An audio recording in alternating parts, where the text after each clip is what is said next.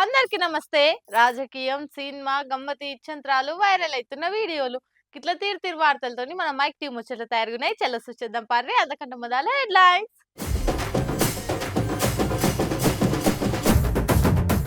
LRS మీద Congress double stand. Garam అయికుంటా Harish Rao పెట్టిండు tweet.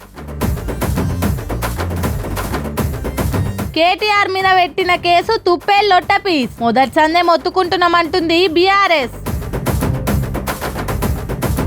Space create చేసుకొని మరి వస్తున్న బన్నీ. మరి పోటీలో గెలుస్తాడంటారా షెర్రీ? మందికి పుట్టిన పిల్లల్ని మన పిల్లలు అనేటోళ్ళు అనే మాటకు సూట్ అయ్యేటందుకు అన్ని తిప్పలు పడుతున్నట్టే ఉందిగా కాంగ్రెస్ సర్కారు. ఏడాది కింది దాకా కేసీఆర్ ఏ ముచ్చట ముంగటేసుకున్నా బీఆర్ఎస్ సర్కారు ఏది చేసినా గానీ ఎంబటే రంగంలోకి దిగి ఉత్త కథనే ఇది అనుకుంటా గత్తర లేపేందుకు చూసేది. కానీ ఇప్పుడు కార్ పార్టీ పనితనాన్ని కాంగ్రెస్ ఖాతాలు వేసుకునేందుకు ఇగో ఈ తీర్ల ప్లాన్ చేస్తారు. అసలు వీటిని డబుల్ బెడ్రూమ్లు అంటారా? కార్ పార్టీ కార్యకర్తలన్నీ ఉంటారా ఇంట్లో? వానొస్తే వలవల, గాలొస్తే గలగల అన్నట్టు మాట్లాడి కయ్యాలకు దిగిర్రు కాంగ్రెస్ వాళ్ళు. అప్పట్లా కట్ చేస్తే ఇప్పుడు అదే కాంగ్రెస్ వాళ్ళు పవర్లకు వచ్చినాక అదే బీఆర్ఎస్ వాళ్ళు కట్టించిన డబుల్ బెడ్రూమ్ ఇళ్లకు అస్తం పార్టీ కలర్లు 3 రంగులేసి ముద్దుగా వంచుదామని చూస్తుర్రు. ఖమ్మం జిల్లా నేలకొండపల్లి మండలం అచర్లగూడెంలో అవుతున్న కథ ఇది. మరి వాళ్ళు ప్రతిపక్షంలో ఉన్నప్పుడు అంతగానం తిట్టి పోస్తే జనాలు ఏమనుకున్నారు? ఇంత కాంగ్రెస్ పవర్లకు వస్తే కొత్త కట్టి కాగితాలు చేతిలో పెడతదేమో అనుకున్నారు. కానీ ఇప్పుడు చేస్తుంది ఏంది? అవే ఇళ్లకు 3 రంగులు వేస్తుర్రు. మరి అప్పుడు క్వాలిటీ లేని ఇల్లు కాంగ్రెస్ అధికారంలోకి రాగానే అర్హులకు ఇస్తందుకు అవ్వల్దారు తయారైనయా? జరంతనాన్ని ఉండాలి కదా. అరే అప్పుడేం మాట్లాడినాం, ఇప్పుడేం చేస్తున్నాం అనేది జనాలు చూడరా? ఇస్తామన్న హామీలకు దిక్కుండదు, 6 గ్యారంటీలకు అత్తాపత్తు ఉండదు. మీదికెళ్ళి ఇదివరకు సర్కారులున్న పార్టీల పనితనాన్ని మన ఖాతాలు వేసుకునే కథలు. వారేవా ఉండాలే మీ అసెంటోళ్ళు అనుకుంటా గట్టిగానే సురుకులు అంటిస్తురు ఈ 3 రంగుల ముచ్చట చూసినోళ్ళు. కేటీఆర్ మీద పెట్టిన కేసును మొదటి సంధి లొట్టపీస్ కేసు అని అంటున్నారు కదా బీఆర్ఎస్ వాళ్ళు. ఆధారాలు దొరకబట్టినాక లొట్టపీస్ కేసు ఎట్లయితుందని కాంగ్రెస్ వాళ్ళు అంటుంటే కొండందోవి ఎలుకని పట్టినట్టు ఏం ఆధారాలు దొరికినాయని కేసు పెట్టిండని ఎడ్డిస్తుండ్రు బీఆర్ఎస్ వాళ్ళు. తెలంగాణలో ఇప్పుడు లొట్టపీస్ కేసుల ముచ్చట నడుస్తుంది.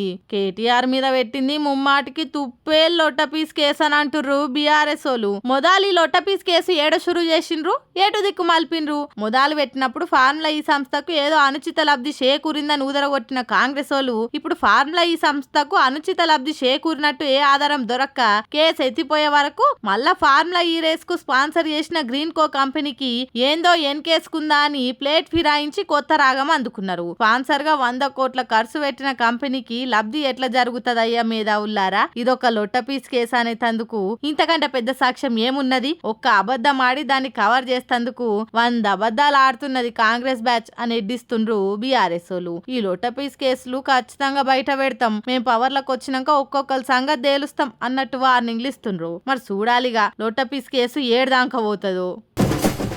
రియాలిటీలో చూసుకుంటే రియల్ ఎస్టేట్ పడిపోయింది అనేది అందరు బయటికే అనుకుంటున్న మాట. కార్ పార్టీ 10 ఏళ్ల పాలనలా ఎట్లుంటుండే, కాంగ్రెస్ ఏడాది ఏలువాడిలా ఎట్లా అయిపోయే అనుకుంటా భూములు అమ్మి కొనేటోళ్ళు పర్షాన్ల పతంగి ఎగరేస్తుర్రు. ఇది జాలనట్టు ఇదో కొత్త పర్షాన్ మళ్ళా. పబ్లిక్ కు తీరొక్క దిప్పే పథకాలను పక్కాగా అమలు చేస్తున్నట్టే కొడుతుంది ఇక కాంగ్రెస్ సర్కారు. ఎల్ఆర్ఎస్ అదే ల్యాండ్ రెగ్యులైజేషన్ స్కీమ్ పేరు మీద 15,000 కోట్లను పబ్లిక్ తానికెళ్లి వసూలు చేసుడే సర్కార్ టార్గెట్ గా పెట్టుకుంది. దీన్ని ఖండిస్తున్నాం అని ఎక్స్లా రాసుకొచ్చిండు హరీష్ రావు. ఎల్ఆర్ఎస్ మీద ఆయాల అడ్డవులుగా తిట్టిపోసి మేము పవర్లకు వస్తే ఎల్ఆర్ఎస్ ను ఫ్రీగా అమలు చేస్తామని చెప్పిర్రు కాంగ్రెస్ వాళ్ళు. ఇప్పుడేమో ఎల్ఆర్ఎస్ కోసం 2 రోజులు స్పెషల్ డ్రైవ్ పెట్టి పబ్లిక్ కెళ్లి సొమ్ముంది అనుకునే ముచ్చట ముంగటేసుకునుడు సిగ్గుచేటు. మీదికెళ్లి రియల్ ఎస్టేట్ జల్దినే ఉంజుకుంటదని స్వయంగా రెవెన్యూ శాఖ మంత్రి చెప్పుకొచ్చిండంటే రియల్ ఎస్టేట్ రంగం కుదేలైందనేగా అర్థం. కాంగ్రెస్ ఏడాది ఏలువడిలా రియల్ ఎస్టేట్ పడిపోయిందని మేము ముందు సందే చెప్తుండే బుకాయిస్తున్న కాంగ్రెస్ లీడర్లు ఇప్పుడు ఏమని చెప్తారు? ప్రశ్నిస్తే కేసులు పెట్టుడు, దాడులు చేసుడు బంద్ చేసి అభివృద్ధి మీద దృష్టి పెట్టుర్రి అనుకుంటా గరమైండు మాజీ మంత్రి హరీష్ రావు. ఓ దిక్కు హైడ్రా, మూసి అనుకుంటా కాంగ్రెస్ సర్కార్ చేసిన పనులకు రియల్ ఎస్టేట్ ఢమాల్న పడిపోయింది అనుకుంటా ఇప్పటికే జాగల్నే నమ్ముకున్న జనాలు నెత్తి కొట్టుకుంటుర్రు. మీదికెళ్ళి ఇప్పుడు ఎల్ఆర్ఎస్ తోని పబ్లిక్ ను ఇంకింత వీల్చేతందుకు తయారైతే ఏమనాలిగా అనుకుంటా గరం కాబట్టిర్రు రిజిస్ట్రేషన్ ఆఫీసుల కాడ పనివడి రికాం లేకుండా తిరిగే జనాలు. చూస్తుండగానే సంక్రాంతి పండుగ రానే వచ్చింది.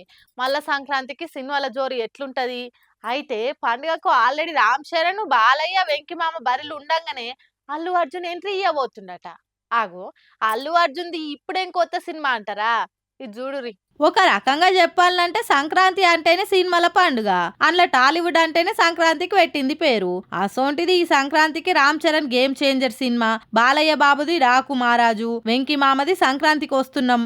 ఇన్ని సినిమాల పోటీలుంటే అస్సలైన సంక్రాంతి చూపిస్తా అని ఎంట్రీ ఇస్తుండు మన పుష్పరాజు.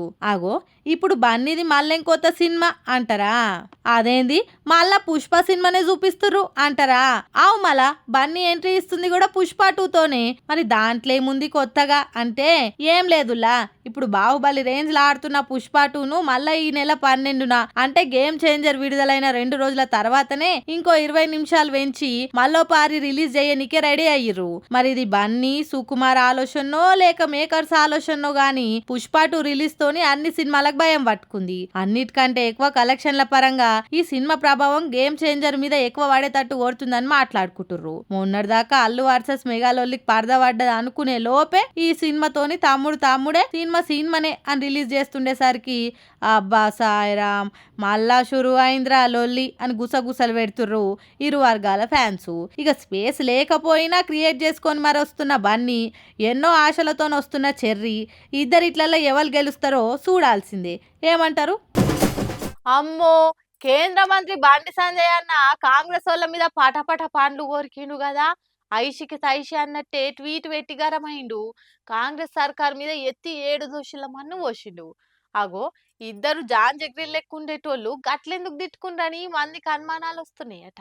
కాంగ్రెస్ సర్కార్ మీద పార్టీ మీద నిప్పులు కక్కిండు బండి సంజయ్ అన్న. ఏఐసిసి మొత్తం ఫేక్ న్యూస్ పెడ్లర్లతోని నిండిపోయింది. అసలు తెలంగాణ మహిళలు కాంగ్రెస్ ప్రభుత్వం నుంచి ఒక్క రూపాయి కూడా తీసుకోలేదు. ఒక్క రూపాయి ఇచ్చిన పాపాన పోలేదు. మహిళలకు సాధికారత కల్పిస్తామని మాటలు చెప్పి వాళ్ళను శితగొట్టిండ్రు, ఇళ్లను వడగొట్టిండ్రు, కూరగాయలు అమ్ముకునేటోళ్లను కూడా బజాట్లకి ఇడ్చిండ్రు, గర్భిణీలను బజాట్ల పడేసిండ్రు. ఇది పాలన కాదు, ఇది రాక్షస పాలన. తెలంగాణలో కాంగ్రెస్ ఏడాది వినాశకరమైన పాలనల రేపు కేసు 28.94% పెరిగినాయి. మహిళల మీద హత్యలు 13% పెరిగినాయి. కిడ్నాప్లు 26% పెరిగినాయి. మరి కాంగ్రెస్ వాగ్దానం చేసిన భద్రత ఏడుంది? మహిళల ప్రాథమిక గౌరవం కూడా దాడికి గురైతుంది. కాంగ్రెస్ హయాంలో 10,000 మంది మహిళలు బహిరంగ ప్రదేశాల వేధింపులకు గురైనరు. కాంగ్రెస్ దోపిడీదారుల, విధ్వంసకారుల, అబద్ధాల పార్టీగా మారిందనుకుంటా దుమ్మెత్తి పోసిండు. అయితే మన రెండు పార్టీలు ఒక్కటే అని జనాలలో అనుమానం వస్తుంది. అట్లా రాకుండా మనం వేరు అని అలా నమ్మియాలి కాబట్టి ఇట్లా మేము తిట్టినట్టు చేస్తాం, మీరు వడ్డట్టు చేయండ్రి అని ఇద్దరు కూడవలుకొని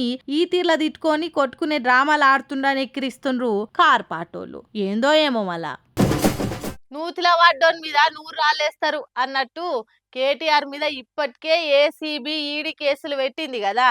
మళ్ళీ ఇప్పుడు ఇదే సందని ఓఆర్ఆర్ టోల్ లీజ్ వ్యవహారం మీద ఈడీకి, ఏసీబీకి కంప్లైంట్ ఇచ్చిండ్రు బీసీ పొలిటికల్ జేఏసోళ్ళు. నూతిల వడ్డోన్ మీద 100 రాళ్ళేసుడంటే గిదేనేమో. ఇప్పటికే కేసులతోటి కోట్ల చుట్టూ తిరుగుతుండు కేటీఆర్. ఇప్పుడు మళ్ళో 2 కేసులు పెట్టిండ్రు బీసీ పొలిటికల్ జేఏసోళ్ళు. ఆ నడుమ ఆర్ఆర్ టెండర్లు వేరే కంపెనీకి అప్పచెప్పింది కదా కేసీఆర్ సర్కారు. దాంట్లో పెద్ద స్కామే అయిందని ఈడీకి కంప్లైంట్ ఇచ్చి బీసీ పొలిటికల్ జేఏసీ ఒక్క కేటీఆర్ మీదనే కాదు కేసీఆర్ మీద కూడా ఫిర్యాదు చేసిండ్రు. పనిలే పని అట్లా వడుంటాయని బీఆర్ఎస్ పార్టీకి వచ్చిన ఎలక్టోరల్ బాండ్స్ మీద కూడా ఫోరెన్సిక్ ఆడిట్ జరపాలని డిమాండ్ చేసిండ్రు. బీఆర్ఎస్ ఎలక్టోరల్ బాండ్స్ ను స్క్రూటినీ చేసి ప్రభుత్వ కాంట్రాక్టు, పాలసీ నిర్ణయాల మీద దర్యాప్తు జరపాలని కంప్లైంట్ ఇచ్చిండ్రు. టోల్ వసూలు విషయంలో కేటీఆర్ మీద కేసు పెట్టి ఎంక్వైరీ చేయాలి. అప్పటి సీఎం, సీఎస్ అందరి మీద కూడా ఈడీకి, ఏసీబీకి కంప్లైంట్ ఇచ్చి విచారణ జరపాలి అని డిమాండ్ చేసిండ్రు. ఐఆర్బీ ఇన్ఫ్రాస్ట్రక్చరు, కైటెక్స్ గార్మెంట్స్ కంపెనీలకు కాంట్రాక్ట్ ఎట్లిచ్చిండ్రు? 25 కోట్ల రూపాయల ఎలక్టోరల్ బాండ్స్ బీఆర్ఎస్ పార్టీకి ఇచ్చింది కాబట్టి ఐఆర్బీ కూడా ఓఆర్ఆర్ మెయింటెనెన్స్ ఇచ్చింది. క్విట్ ప్రోకో చాలా స్పష్టంగా కనబడుతుంది. దీని మీద విచారణ చేయాలి. హెచ్ఎండిఏ నిధుల మీద ఫోరెన్సిక్ ఆడిట్ జరపాలి. నిధులు దుర్వినియోగంలో అధికారుల పాత్ర ఏందన్నది కూడా తేల్చాలి అనుకుంటా పెద్ద డిమాండ్ల షిట్టానే ఈడీ, ఏసీబోల ముంగట పెట్టిండ్రు బీసీజేఎసోళ్ళు. మరి చూడాలి ఈ కేసు ఏడదాక పోతుందో. చూడురి కాని కాలానికి కప్పే దయ్యమై పడుతుందంటే గిరేనేమో కదా. సుశరానులా నేను పట్టుకొచ్చిన ముచ్చట్లు ఎట్లున్నాయో ఇంకెన్ని ముచ్చట్లతోటి మళ్ళా కలుద్దాం. అప్పటిదాకా చూస్తూనే ఉండరు మన మైక్ టీవీ ముచ్చట్లు.